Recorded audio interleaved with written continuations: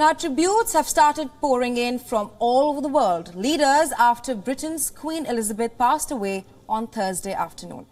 Britain's new Prime Minister Liz Truss addressed the nation from 10 Downing Street. She spoke about the legacy of Queen, her dedication to duty, and how great a loss her passing away was. Listen in. Through thick and thin, Queen Elizabeth II provided us with the stability and the strength that we needed. She was the very spirit of Great Britain, and that spirit will endure. Her life of service stretched beyond most of our living memories. In return, she was loved and admired by the people in the United Kingdom and all around the world.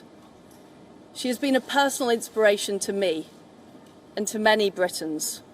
Her devotion to duty is an example to us all. Earlier this week, at 96, she remained determined to carry out her duties as she appointed me as her 15th Prime Minister.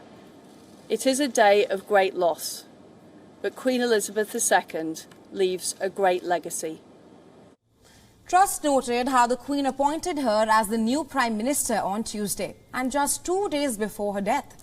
That was also the first and the last time she met the Queen.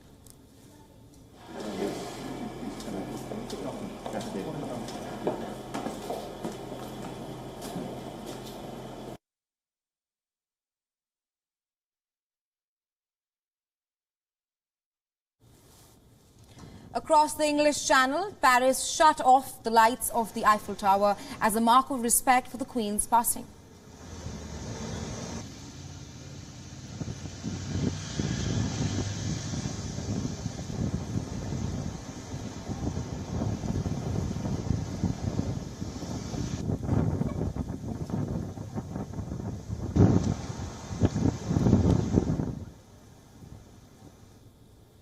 French President Emmanuel Macron said he would remember her as a kind-hearted queen and a friend of France.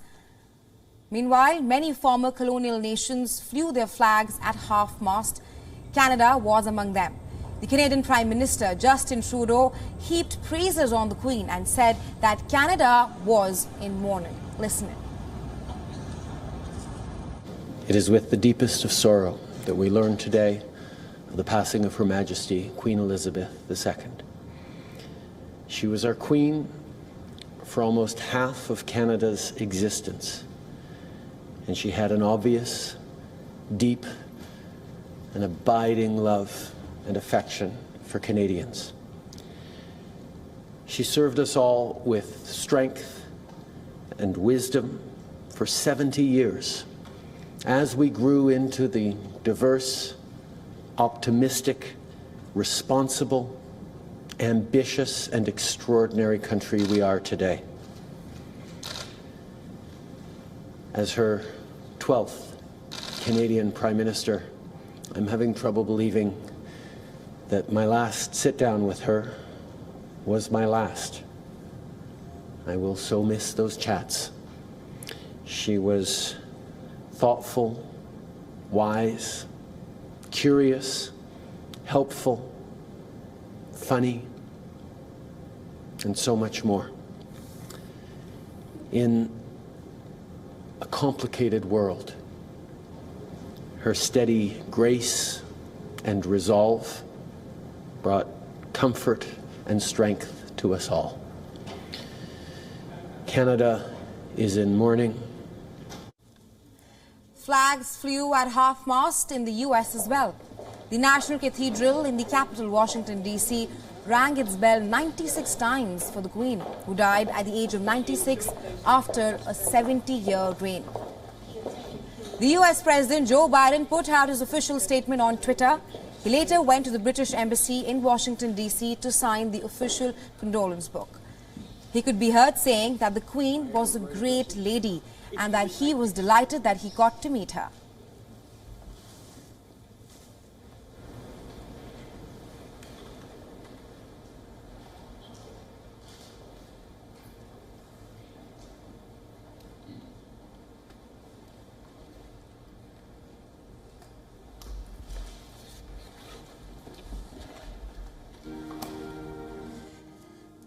In Brazil, the Rio de Janeiro's iconic statue, Christ the Redeemer, was lit up in tribute to the Queen.